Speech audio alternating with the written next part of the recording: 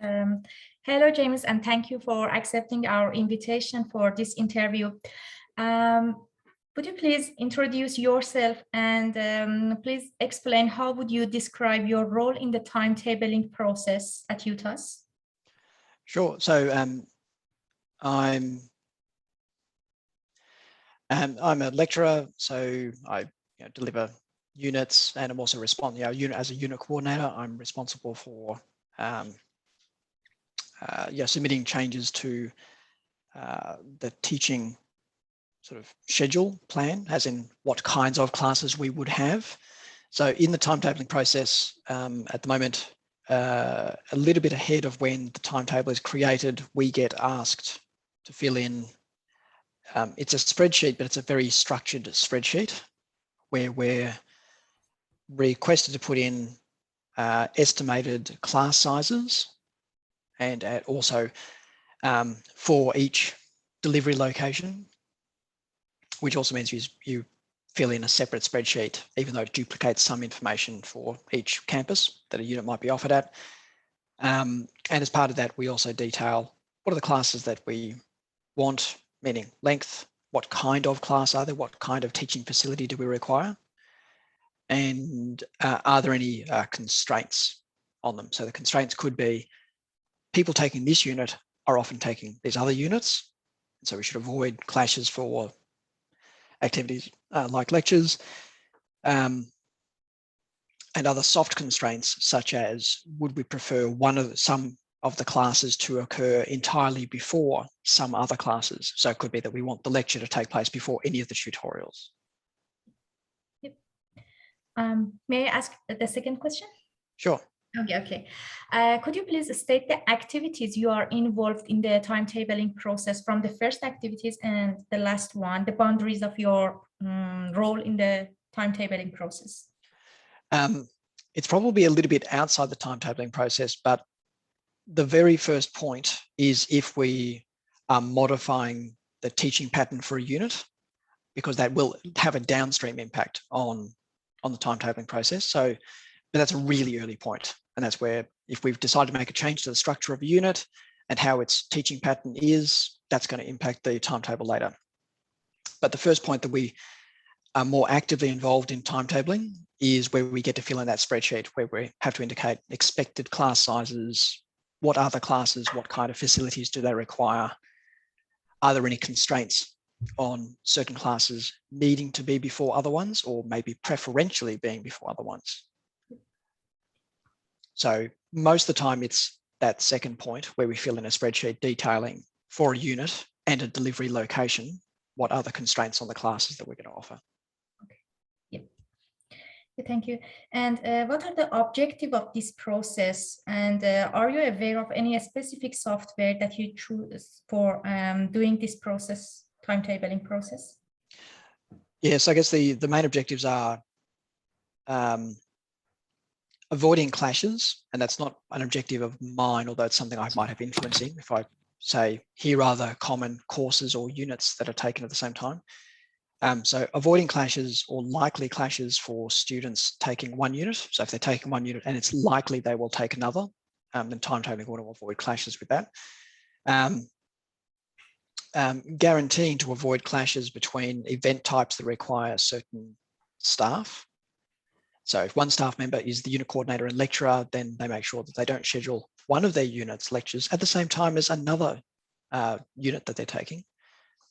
And then they try to meet soft constraints, which are the preferential ones, such as trying to get certain classes before others, which isn't always possible because you might have a large number of classes, like large number of tutorials, and it may not be that they can't fit all after the point that you want them to. As for the specific software, I'm not aware of what software they use. So there is this very structured spreadsheet, but I think it's more information gathering. I don't know that the structure goes on to inform anything else. I don't know that the structured information remains as structured information, more so than it's visually structured and then a human being might act on it. I don't know. You've spoken to the timetabling person, so you probably have more insight into that. Yep. Thank you. How do you manage the conflict between on-campus students and off-campus students for overseas students and manage them in this process?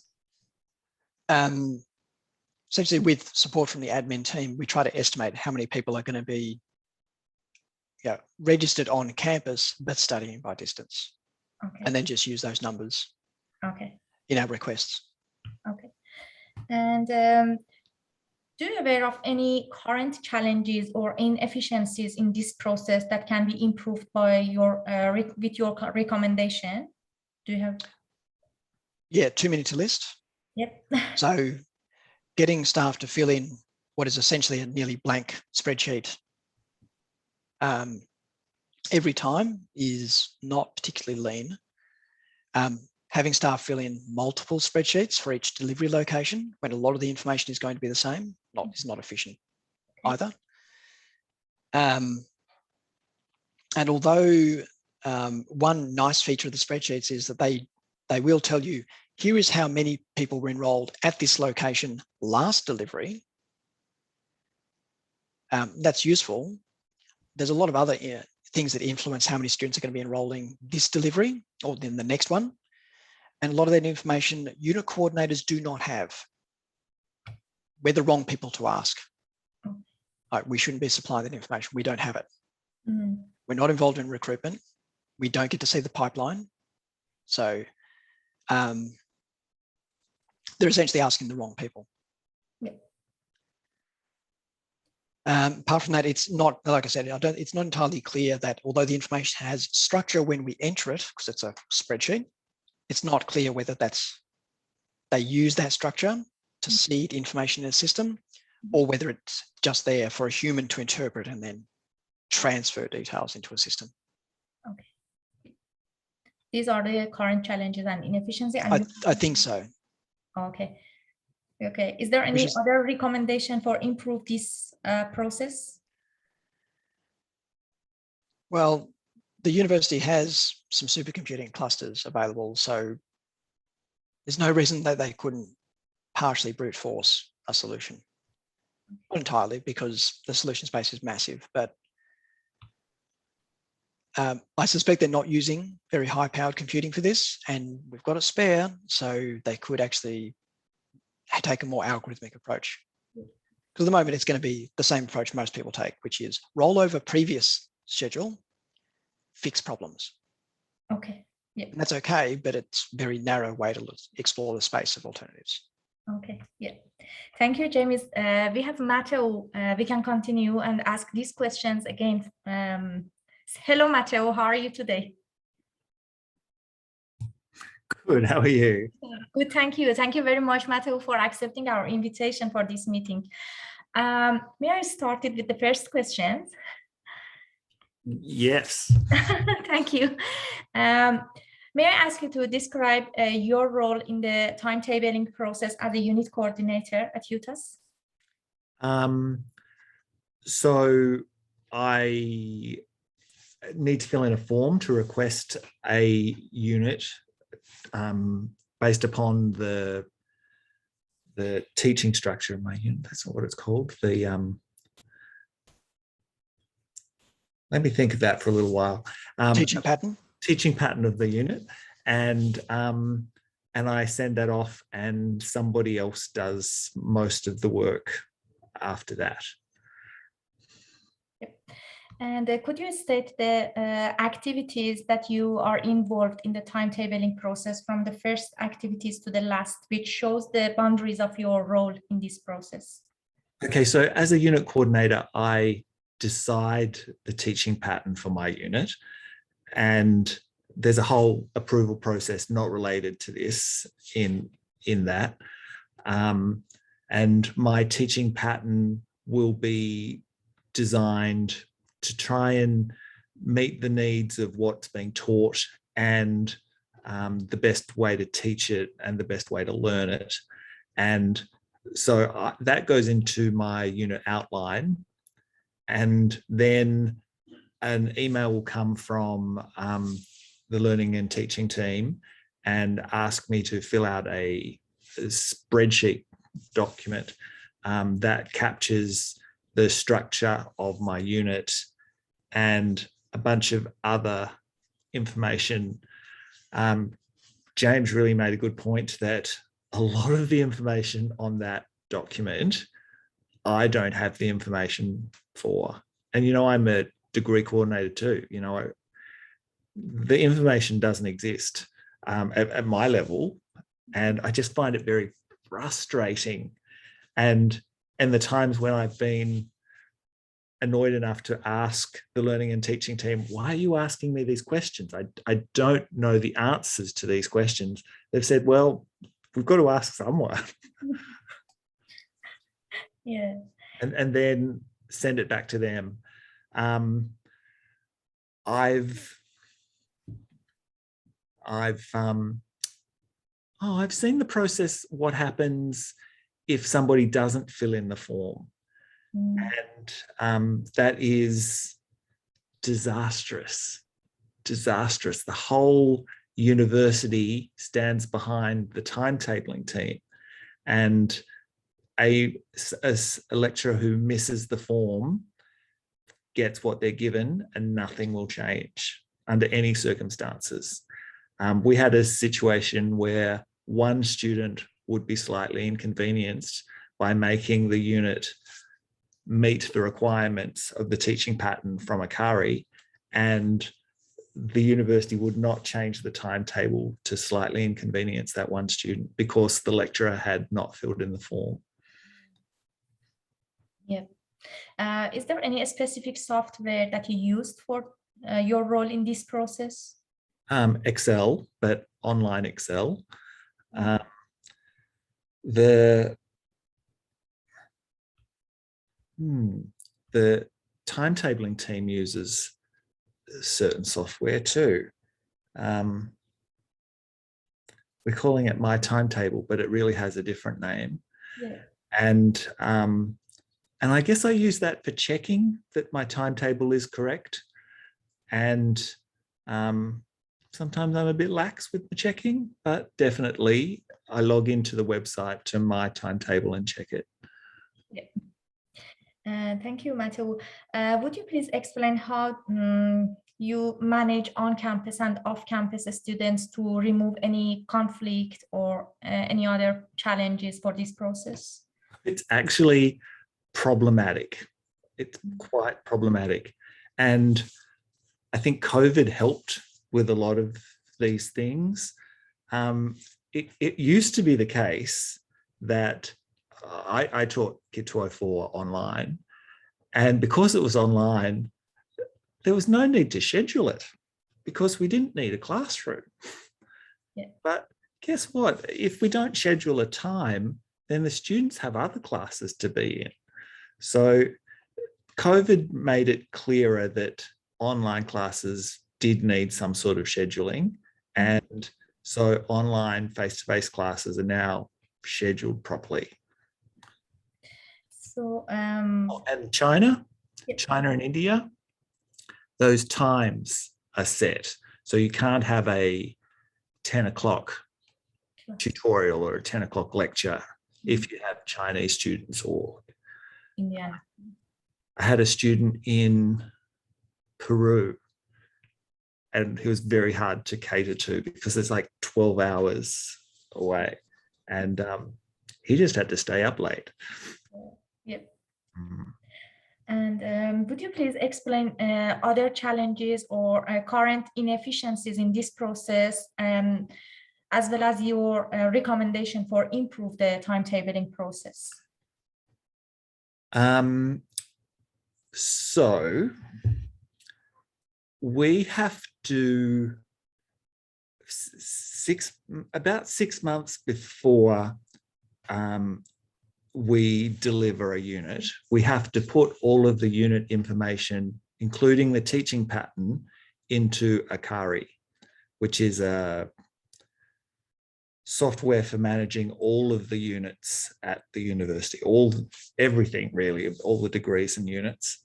And the timetabling team does not take their information from ACARI. They take their information from the spreadsheets that we send out. So getting our stuff into ACARI is very traumatic. It is terrible software. But if we've done it, they should use that information. There's no reason why we have to do these spreadsheet things. That should be sorted out. And redoing the same work over and over and is very frustrating. And I think I said earlier, I did say earlier about how frustrating it is to be asked for information that we don't know the answer to. Yeah. Yep. Okay, thank you very much, James and Matteo. I want to ask students, we have only 5 minutes to ask. If you have any more questions, please ask Matteo and James. You can write in the chat, or you can unmute your microphone and ask Matteo and James.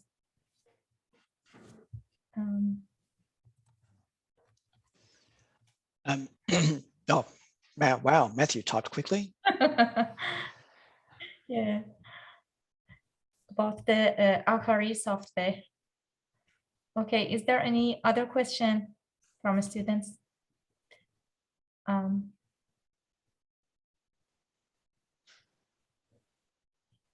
Okay, we have 4 minutes. So what I understand is Akari is used. Is another question. You want me to show you? Yeah, but Akari captures most curriculum information in clunky but structured form. But there are some details that timetabling need that it doesn't know about and doesn't capture. The problem comes when we're asked to fill in details, some of which are already supplied by systems like Akari, rather than simply supplying the missing information, like preferences for class order and things like that. Yeah, that's an excellent point. Oh, what's your unit code, Sonia? My unit code is KIT 404. 404. Like many of the, so and again, answering the question in the chat, the reason they don't just add those questions to Akari, because Akari isn't very well designed software. And so it doesn't give the flexibility for additional questions to be about units to be answered. So there are no fields for us to indicate preferred class order and whether that's a strong or a soft constraint. And this is a pretty good example of what Akari looks like, which is a PDF, really. It is a challenge for us to use. So there you go. Anyway, there's an idea of what it looks like. Yeah, thank you for sharing. Thank you for sharing this. Thank you, James. Thank you, Matteo. Any other question?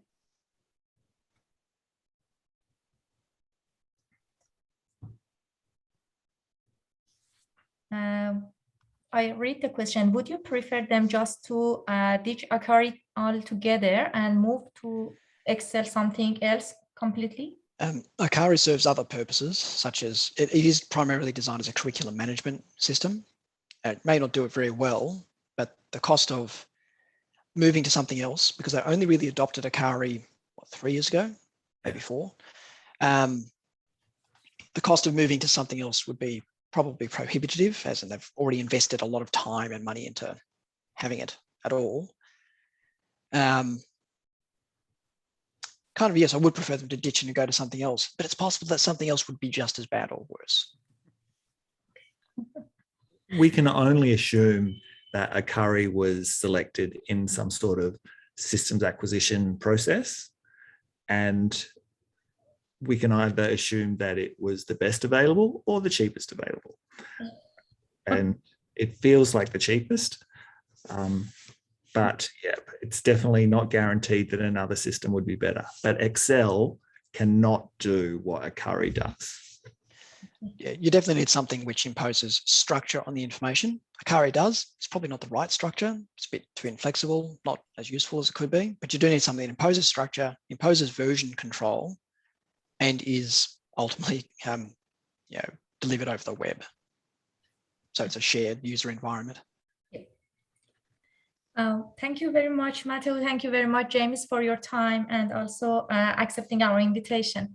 If there isn't any question from students, we can finish our meeting. I record it and will upload on Milo.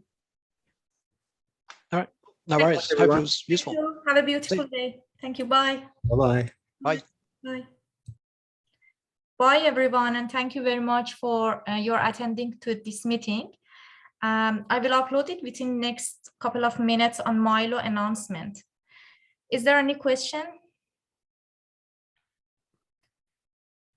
Thank you, Sambal, for joining us. Thank you so much, Sonia. I enjoyed. Yeah, me too. Have a beautiful day, all. Bye. You too. Bye.